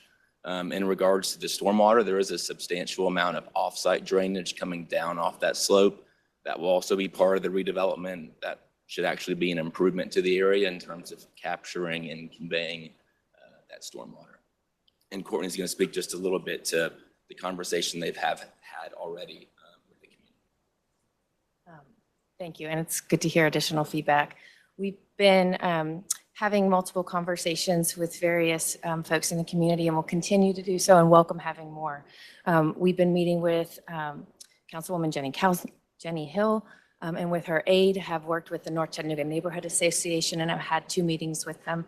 Also met with the president of the Hill City Neighborhood Association as well, and can completely understand and empathize with the concerns around traffic and safety. We've heard those. I also experienced them myself living there, having 3 kids gone to Normal Park as well. So understand all of these issues from my vantage point, not from everybody else's, but we have heard those, and we have been in conversation with various neighborhood associations and welcome having future conversations. As you all know, where this site sits, there's a lot of different neighborhood associations that comprise and maybe are adjacent. So. Perfect. Thank you. We have a motion to approve and it has been seconded. Any discussion? All in favor say aye. Aye. Any opposed? Motion carries. Thank you. And thank you for your hard work on this. Next case on our agenda is item 6. It's a mandatory referral case 2025-0092. It's located at the 200 block of West 27th Street. It's for a right-of-way closure and abandonment. Staff is recommended to approve. Is there any opposition present? We have a motion to approve and it has been seconded. Any discussion? All in favor say aye. Aye. Any opposed? Motion carries. Item 7 on our agenda is case 2025-0093, and this is located at 1220 Lester Lane. And it's an application to lift condition number 1 of ordinance 13803. Staff is recommended to deny the applicant's request and approve other. Is the applicant present? Any questions or concerns with? Can you speak to that? Is there any opposition present? We did receive an email in opposition. Good afternoon, Alan Jones with Stone Creek Consulting, 1112 Wilmouth Road in Dunlap, Tennessee. So with this one, I've been in communication with Councilman Harvey. And, the original request was just to lift the conditions on this site because right now it's a commercial property limited only to self-storage. The self-storage, I think I did that rezoning about in 2022. The conditions on this site with the streams and the wetlands just does not make it a feasible site for self-storage after those previous developers went through that. And so ironically, they actually wanted to kind of go back to what the property used to be, which was mixed-use commercial and residential, which was RN2. So the proposal for this is for townhomes within the existing commercial use. I completely understand and respect the residential use only. My only question is the maximum density of 5 dwelling units an acre. Right now, we are proposing right at 5 units an acre, but that gives the developer no flexibility to play with different townhome sizes as we get into more of the development phase of this project. For comparison's sake, RN16 allows 7 units an acre. RN2, if you're doing single-family attached homes, it's 15 units an acre. And townhomes within an RN2 zone allows, I think, 39 units an acre. So I really don't understand that the 5 units an acre cap. My request would either remove that cap or maybe put it at 10, which is a compromise between single-family detached and single-family homes. Thank you. Any questions for the applicant? All right, sir, you were wanting to speak in opposition? My name is Darwin Ratliff. I live at 8829 East Brainerd Road. I'm contiguous with the property that we're discussing. I'm to the west of that property. I was able to obtain a copy of the platting for the new proposal. It was zoned C2 for storage units. And now it's zoned residential. In the previous application, there was supposed to be a 50-foot buffer between my property and any construction that they were to put onto that property. I have the reference to where it was brought before this committee. And as you'll notice, there's hardly any separation between Lester Lane and my property. They moved it right down against my property, which will put cars at about, I don't know, 80 to 120 cars a day passing right up against my property within 15, well, my home, 15 feet of my home. And so we'd like to either go back to have the buffer in there or have Lester Lane moved over enough that it's where it exists now or slightly to the east of that to give more buffer for my home. The other thing is this property is putting in about almost 50 homes and the sewer is across East Brainerd Road. Now, I don't know if they have access to that. At one time, they proposed putting the sewer through the back of my property to access up that side of East Brainerd. But when the new East Brainerd Road was widened, that was abandoned. So I need to know if they're going to bring that sewer down across my property or elsewhere to give me some idea of what's going on with the property. I'm not adverse to them putting the residential in there because it's going to be residential down on Mr. Million's property, which is on the same block. So I'm just needing either a privacy barrier between us and that many individuals so that my home is still considered residential or some other way to address that problem. I thank you. Can I ask one quick question? So this drive that you're talking about to access this property, your house is about how far off of that property line? Right now, it's 15 feet from the property line to the side of my home. Right now, Lester Lane kind of goes in a curve. It's approximately 45 foot from my home at the present time. Okay, thank you. Any other questions for the opposition? All right. Mr. Jones. Regarding the sewer, my understanding is we have sewer access to the site, but the engineers will confirm with that. As far as looking at the buffering along Mr. Ratliff's property, we'll continue to get with him and also Councilman Harvey and look at maybe some buffering opportunities to help screen some of that traffic that be going up and down for the residential use. But just as a note, right now with the self-storage, if it moved forward, they're looking at 1,000 units of self-storage units, which is still a lot of cars on the property. But this is a good opportunity for us to get with the neighbors and look at ways to maybe put in some appropriate buffering to help with vehicle traffic. Mr. Jones, we've heard so much opposition today, and we hear opposition to every single project. Sure. And for all sorts of different reasons.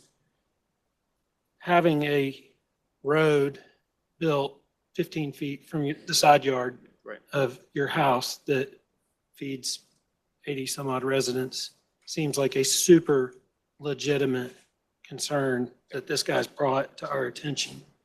I understand you're saying you're going to look at buffering options. We will provide buffering. Let me rephrase Well, that. what is that going to look like, and what would that look like in the form of a condition? Because it's a big deal to live in a house. It is. Show up and say, I'm not opposed to it being developed, but I don't know how I feel about a road being built 15 feet from my side yard. A lot of this opposition comes, and I mean, it's borderline ridiculous. That's a super legitimate point. Understood. How will it be addressed? So from an addressing standpoint, we can look at, a lot of it, because the way the wetlands are on the site, we're kind of forced to have the access on the west side of the property, or on the east side of the property, excuse me.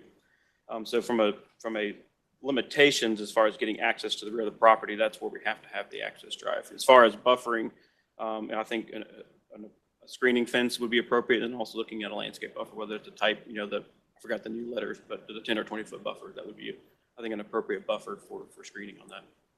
Can you put that in the form of a condition? Yes. What would that be? What is the new 10-foot buffer letter? Used to be. Well, it's R. Is it R? It's Okay. it's R. It's either 10 or 20 R. Okay. It'd be a 10-foot R landscape buffer with a privacy fence. Thank you. And we'll just do that up and not the entire property. I think is once you get to the back of the property, it's really just where the homes are. Because once you get to the back of the property, there's no homes back there. I think it need to be it would specific for of the what- length of the, it would be for the length of the RN, Yeah, I think the there's a R line. property. Yeah, there's a property, that front parcel, yes, Yes, that's correct. we agree that that would be a condition. Correct. What's the will of the commission? Move to approve with condition as discussed. Second. Thank you. Any discussion? All in favor, say aye. Any opposed? Motion carries. Thank you, sir. Okay. Thank you, Mr. And Jones. y'all decided to keep the density cap. That's a good point. We can take it up at council level if we need to, that's fine. But the recommendation would be good. So what do you want to do? Mr. Chairman, I was on the prevailing side of that vote. I wish to reopen that vote. Any opposition to that? No. All right. How do you want to handle that? Alan, tell us again what you asked for and what you 10. got. So You 10 got 10 would be 5. fine. He's looking for 10. RN 16 allows for about 7 units per acre plus a little fraction left over, doesn't it, Brian? It does. And you have a site plan with 5, right? It's right at 5, but. So why are you pushing for 7 or 10? So, I mean, we could do 6, I mean, but just giving them flexibility. So right now, they're looking at 24-foot wide homes. If they do a couple that are 20 and a couple maybe that are 18, just some flexibility in size, that unit count may go to 54, 56. It's just going to give the developer some flexibility in that final number. So 6 would do that. Yeah, 6 would be fine. Go to 7. 7 is Mr. your Hall. R16. Thank you, Mr. Chairman. Question for staff. Brian, what was the deliberation around the 5 units? Was it because of the site? It's a site plan, showed it on there. Okay. And the plan supports. Chairman, I move the previous motion with the previous conditions plus a condition changing or amending the staff recommendation to 7 units maximum per acre, but still requiring the buffer and the fence as stated in the previous motion. Second. We have an amended recommendation and motion, and it has been properly seconded. Any discussion? All in favor, say aye. Aye. Any opposed? Motion carries. Thank you, Mr. Jones. Item 8 on our agenda has been withdrawn. Item 9 on our agenda is a mandatory referral, case 2025-0095, and this is located at the 600 block of North Crest Road, and staff has recommended to approve with condition. Is there any opposition present? Is the applicant present? And the condition that staff has put on this, are you amenable to that?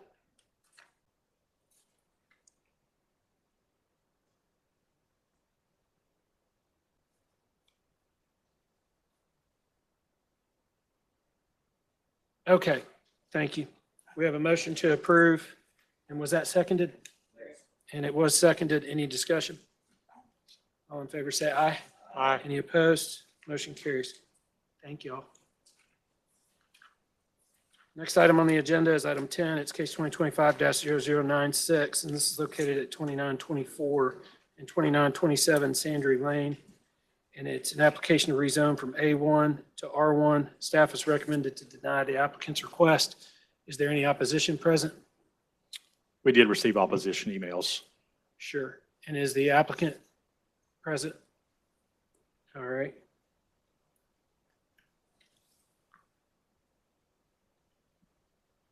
Mr. Schultz? Sure. 2025-96, this is a request to rezone property from A1 Agricultural District to R1 Single Family Residential District. Roughly 3.6 acres in size. Number of units is 16. It's a density of 4.4 dwelling units per acre. There's been no zoning history on this piece of property. However, in 2000, the property to the north was rezoned from A1 and R2 to R1 in 2000. You see there's a mixture of zones in this area from R1 to the north and east, A1 to the east as well. This property does have a mixture of R1 to the south and R5, and to the west is R2. It's currently a vacant piece of property as well as a single-family dwelling. To the north and west is single-unit residential subdivisions. To the south is single-unit lots as well as manufactured homes. And to the east is vacant lots, or sorry, single unit lots with larger lots, not a traditional subdivision. Here's a view of the site. Another view of the site. This is Sandry Lane, I believe. Another view of the site. This is north of the site in Grassy Cove Lane, which is a traditional subdivision. Southwest of the site, single-family dwelling. And again, this is south of the site. You can see some more single-family dwellings on Sandry Lane. Here's Sandry Lane again, showing the single-family dwellings. This property is in the White Oak Mountain Area Plan, which was adopted in 2019. The place type recommendation is suburban residential. Primary uses include single-unit detached dwellings. Here's a closer view of that place type recommendation, which again is suburban residential. Here's the site plan that was submitted with the request coming off of Sandry Lane with a cul-de-sac. This request for single-unit detached residential dwellings is compatible with adjacent land uses as it is single-family dwellings. However, developing under the current zoning or new zoning will require the widening of Sandry Lane, which will impact adjacent properties. These are large established trees and accessory buildings located on an open portion to the right-of-way that will be widened and would change the roadway's rural nature in this location. The current zoning of the property would allow approximately nine or plus minus lots on sewer. That's gross. The applicant has proposed the development of 16 dwellings on sewer. WWTA has not issued any formal approvals for sewer at this time at this location. But again, the current White Oak Mountain Plan recommends a density of 3 to 5 dwelling units per acre. So this unit count is substantially more than the density recommended in the current plan. We're currently, as you know, last month, this body recommended the adoption of Plan Hamilton to the County Commission for their review and hopefully action to send it back to this body. But some moderate density residential development, such as small lot houses or attached townhomes, may exist, but are located on a major street or near transit route or school. Well, this is not located on neither of those. Staff is recommending denial based on the plan recommendations, and WWTA has not issued any formal approvals for sewer at this time for this request. Staff recommends to deny this request to R1. A1 zone is more appropriate at this location. Mr. Ingram. I'm still healing. Well, you brought, I'm looking for in an all ice pack. fairness, you brought it a month ago and then you're bringing it back and it's in no better shape. So they asked me to resubmit it. It's, bro, anyway, this one is surrounded by R1 and part of our property is R1. And yes, the magic letter is coming from WW. We wouldn't even approach this if we didn't know we could get sewer. There's access to the sewer through an easement out there. This, like I said, we're the ones, we're going to give the 20 foot to widen Sandry Lane. So we're going to, the right of way is coming from us. That piece on those houses on the road there, that's us widening the road. The rest of the road has 50 and 55 foot of right of way coming in. And if R1 isn't low density residential, I mean, this is R1 and I'm talking 5 units an acre. I mean, this is not a big ask on this one. I mean, I think this is one of those where we're finding places in the county where we can get sewer and trying to develop them because there aren't any. Any questions for the applicant? Does anybody want them to withdraw? Come on now. There is no opposition. I want to make a statement from staff. We talked to the fire marshal about this and the road, I guess we don't have a picture of the road itself, but it's very narrow. I think that's Sandry there, I believe, on the screen. We don't think it meets current adopted fire code. We unanimously denied a plat a couple months ago due to the same conditions. And so, as staff, we felt like this was another case where we were justified in either asking for the road to be upgraded or to deny the plat or deny the rezoning based off of the road not meeting current fire code. Mr. Anderson. Mr. Janeway, if he widened the road 20 feet, would that change your recommendation? Absolutely. Mr. Ingram, if I were to make a condition and move to approve this to get a recommendation for approval, but I attached a condition that the applicant, that's you, must widen the road by 20 feet, would you be agreeable to that? widen it 20 feet or bring it up to standard? 220 220 feet, that's feet, the sorry, minimum fire 220 code Oh, width. Get it up to 20 feet. And that would be all the way out to Yes. the main road, which is, I think it gets bigger as we get further out, down, if you head south there, the road does get. Let me be clear here. This street has two names. It's Sandry right here, then it makes it to the south. I think that's a different name. we would, I mean, what would make me comfortable, Mr. Anderson, is if it was 20 feet all the way out to the main road. Mr. Chairman, I move approval of this application with a condition that the road bordering the development must be widened to 20 feet by the applicant. Or you're So saying all the way out to the main road? We need fire code access all the way to the main road. Sandry, all the way to the main road. Let's go with that condition. Hold, Wait, pump the brakes. If planning I commission withdraw. were to do that, it would be monumental, earth-shattering, like, that is the biggest deal ever in the history of planning commission. If we create a condition that requires improvements to Sandry Lane beyond the edges of the property. So I just want to be clear about the fact that what we would be doing is precedent setting on every level to require off-site infrastructure improvements for a development of this size. The only thing I So- would add is that we as a body unanimously denied a plat based off of similar conditions a couple months ago. We did deny a plat for the first time ever for the same reasons. So I'm not saying it's not legitimate. I'm just saying this is a big, big deal. Mr. Chairman, What we- motion is being discussed? Mr. Chairman, we have had developers in the past bring forward voluntary, they have volunteered to improve intersections. I mean, specifically, I'm thinking about the intersection there at Bell Mill, where the developer was offering to voluntarily Yeah, that has happened. rework the entirety of the public right-of-way and intersection there. This would be different for us requiring versus the development team coming forward with this as their own sort of proposed thing. Also, looking back at that photo, it looks like somebody's losing a bush or a carport, depending on somebody's losing a hedgerow, or getting that thing redone is that, with all those other property owners' consent may also be I think tricky. there's some encroachment. Without doubt, but people just don't like you coming through and tearing their bushes and mailboxes and all that stuff down. It is a different tenor, though, with us requiring versus the development team offering their condition after having worked through it. Yeah, I mean, I don't even know if staff can speak to the fact that we are or are not allowed to actually require off-site infrastructure improvements. I would be willing to bet that we are not allowed to require it. Now, we can vote to deny. We're allowed to do that. And we're allowed to approve it. But I'm 90% certain we can't vote to approve it and require off-site infrastructure improvements as it relates to that improvement. Off-site improvements are difficult.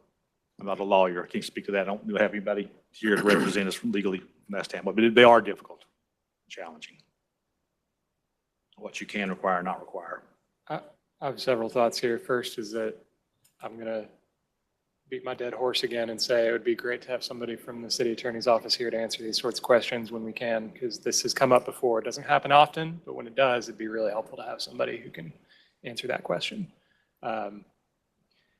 I would say if it is possible for us to require offsite improvements, it seems to me that would make more sense at the plat level than the zoning level. Just because that's when things are actually being separated out, you're actually building lots out. You could do R1 and just still build one house. I don't know why you would do that, but you could. It's when it gets platted out and you're actually saying there's multiple lots here that I think that's when we would say we need the road improved all the way out. I'm not opposed to setting that precedent, honestly, if it's legally within our authority to do so, because it's the choice between setting a very onerous condition and denial. I think those are the two choices at hand here. And I think giving that opportunity, onerous as it may be to the developer, is a benefit.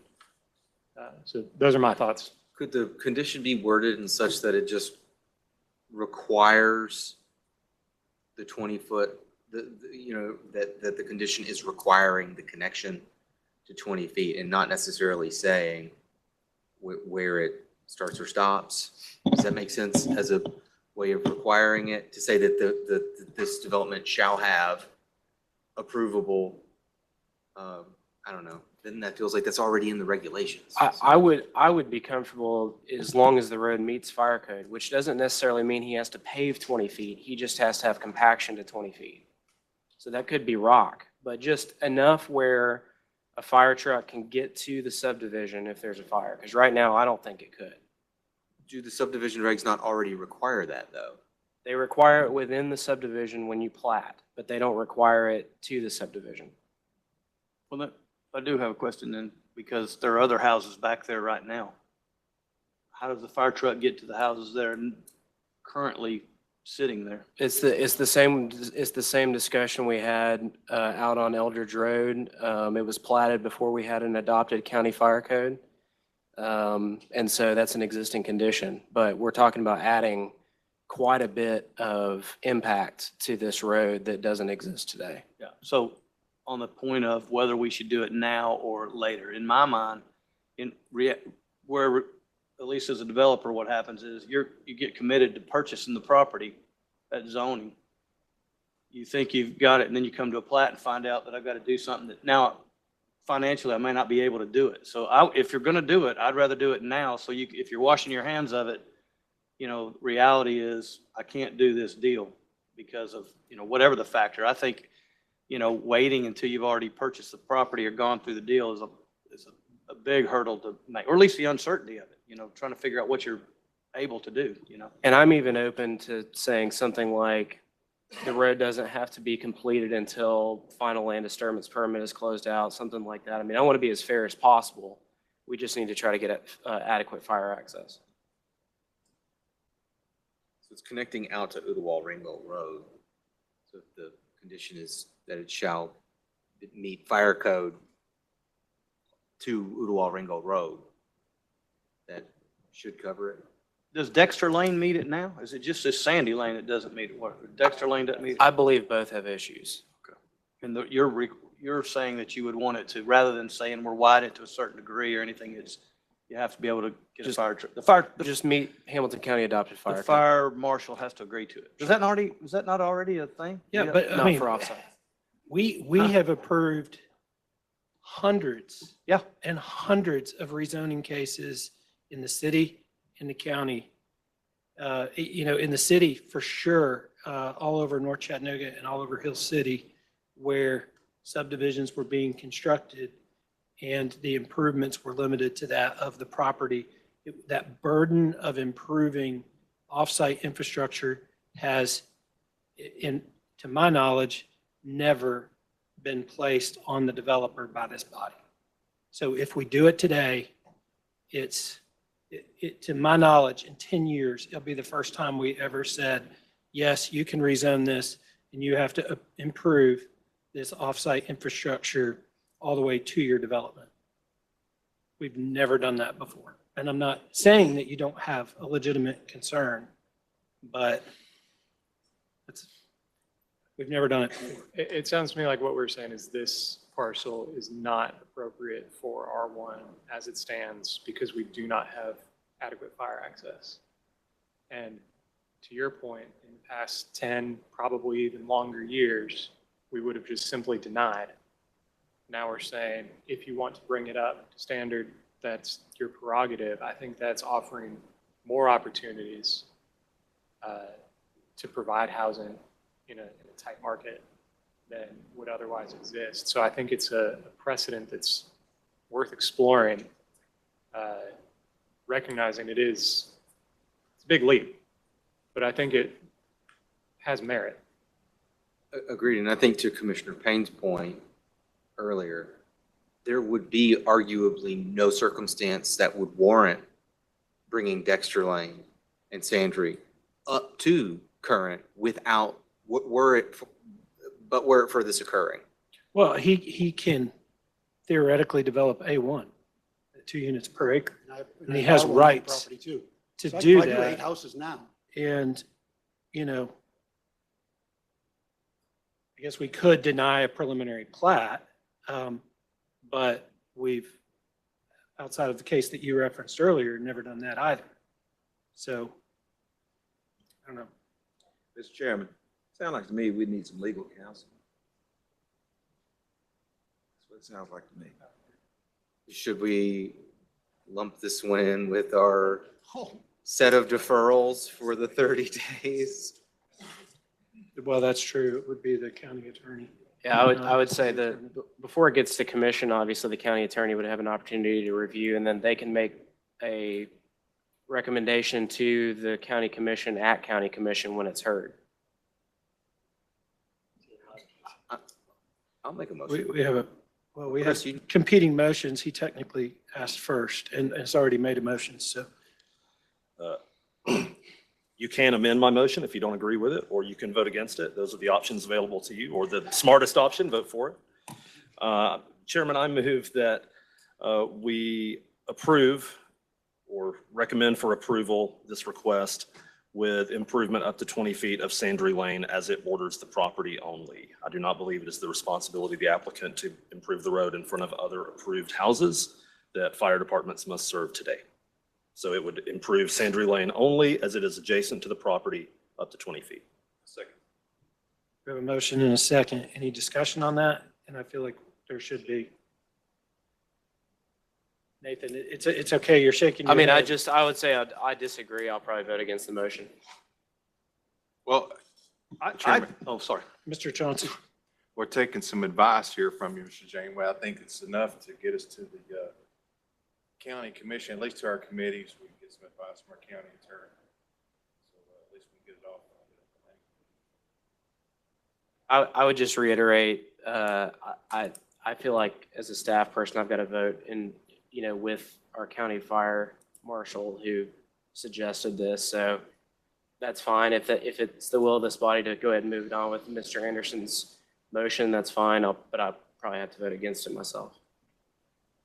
Mr. Payne. Yeah, so I'm probably going to vote for this, but my question still, I would think it'd be good to have legal advice so we would understand the precedent we're setting or not setting or what we want to do going forward. Because this is seems like this is becoming more and more frequent because of the lack of housing options where we're trying to find every little parcel of property we can get to put housing because it's needed so badly. But it'd be nice to understand what it is what kind of can of worms we're opening when we do this. I can fully report back and tell you what happens. Well, and, I think the fire code is being referenced and, we don't have that in front of us. And I think that would be helpful to just be briefed on what is the fire code and then what is the obligation of the county and what's the obligation of the developer, and not just, we would be rezoning this property, so that changes that. But if it were being developed under A1, what does the fire code actually say is required in terms of access outside of the property, not just inside. I can tell you generally, fire code standard is 20-foot minimum width with a 75,000 pound capacity from a weight bearing standpoint. And then if you have fire hydrants, it's 26-foot bump outs where fire hydrants exist. Thank you. We have a motion with a condition and it has been seconded. Is there any other discussion on that? All in favor, say aye. Aye. Any opposed? All right, we'll just do a roll call. Starting here on my far right with Mr. Payne. No. Yes. You guys have it, I'm sure. Yep, 64 is what I got. Okay. Thank you.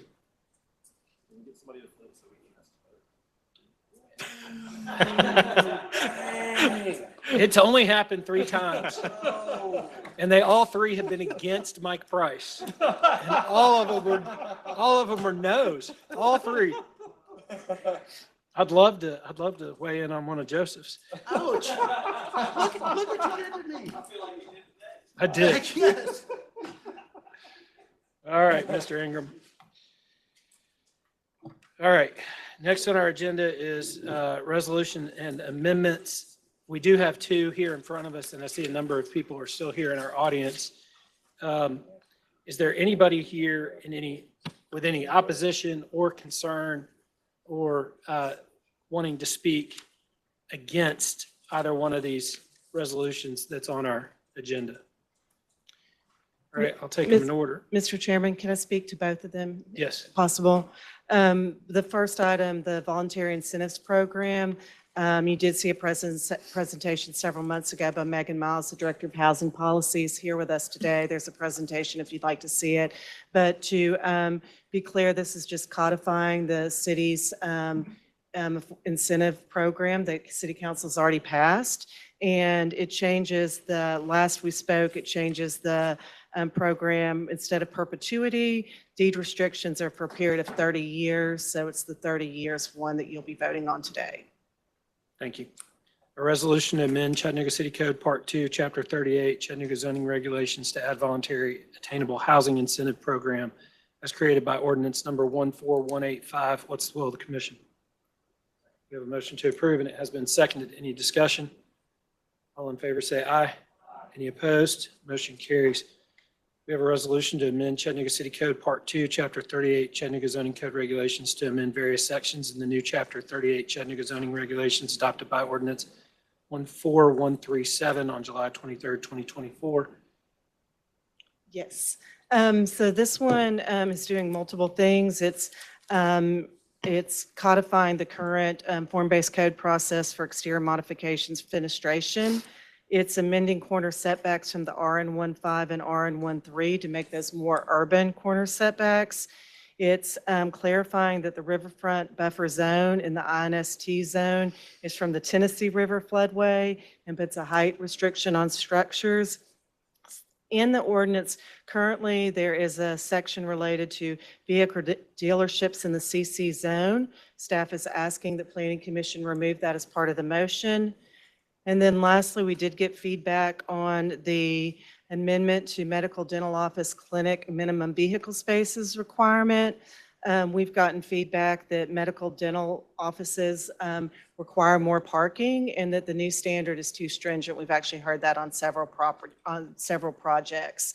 So it's currently drafted to raise the minimum standard, but I think that it's actually, instead of requiring every medical project to provide more parking, I think the issue is the maximum parking standard.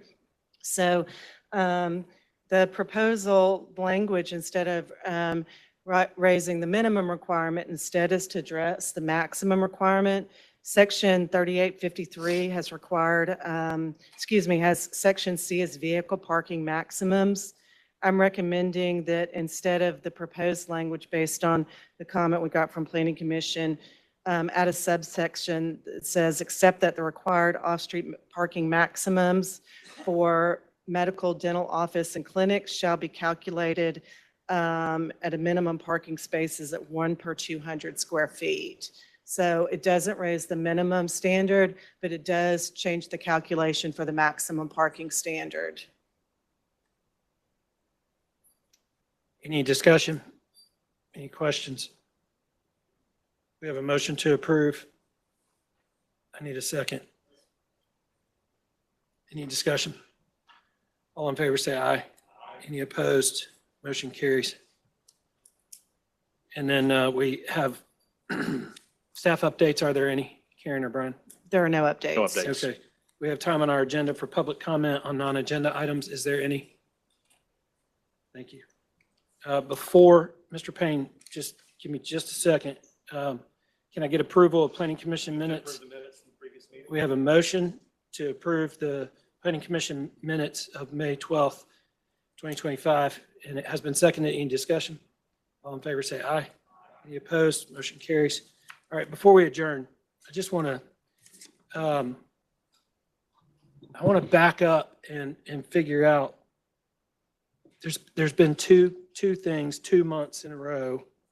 One, of course, was the first ever denial of a preliminary plat on account of fire access.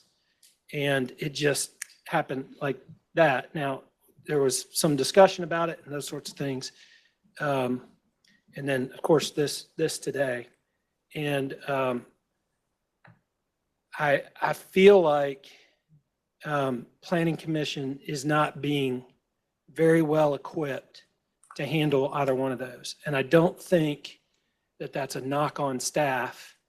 I feel like Planning Commission has all the information that it needs to make decisions in regards to rezoning with all the staff information that you guys provide us. We have lots of good neighborhood feedback. We're able to weigh all that. And I watch Planning Commission, and have watched Planning Commission make decisions for 10 years. And I feel like the vast majority of those are really thoughtful and have been really well informed.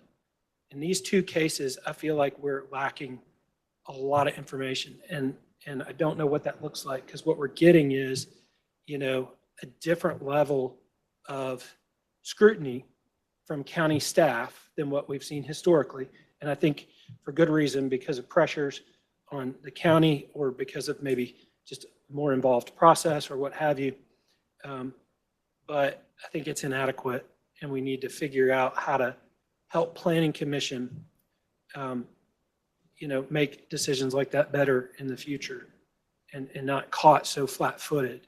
So I don't know if that's some continuing education related stuff where we can bring in our county attorney and city attorney and we can talk through what the law allows us to do and what it doesn't allow us to do. I think there needs to be alignment between county staff and the Planning Commission. If county staff's going to be making a recommendation to deny a case on account of fire access, I feel like we need to be told when that's going to be happening and why that's going to be happening. So this is a new thing that's being introduced to us, and I feel like we're being caught kind of flat-footed on it, and it's making it difficult for us to weigh those decisions. So, Mr. Chair? Yes. In the past, we've had situations where they've had new regulations or change of policy. We've either done a position paper or memo from staff with support from the legislative attorney. So I would think the same here is perhaps draft something, some guidance, ask the attorney to do some education, have discussion at a training session. I'll just add, Chairman, that, development's getting harder. We are quickly using all the good spots to build houses. We've had lots of discussion about Plan Hamilton. We've had lots of discussion about growth in the county. We're running out of sewer. We're running out of the good roads to build on. And so we're probably going to continue to see more of these cases where we've got properties that are difficult that we've got to make hard decisions on. And I agree with you. One thing that I could offer from the county is that we can try to have the fire marshal here to answer some questions about fire code when these cases exist. It may be appropriate from time to time when we know we're going to have something like this on the agenda to have the county attorney here. But I do agree with you. We don't take these lightly either. And I think that where we struggle as staff is that we know that if a bunch of houses get put at the end of this road, eventually the county's going to have to go in and upgrade that road. And most likely the property taxes that are paid by those houses will never pay for that road. Sure. And so that's what we struggle with as staff. And also, we're looking at the safety of the people that live on the road and the people that will live on the road. Yeah. So I wonder, we have these, they're not open to the public, but I don't think this conversation needs to be open to the public. We're not weighing a case.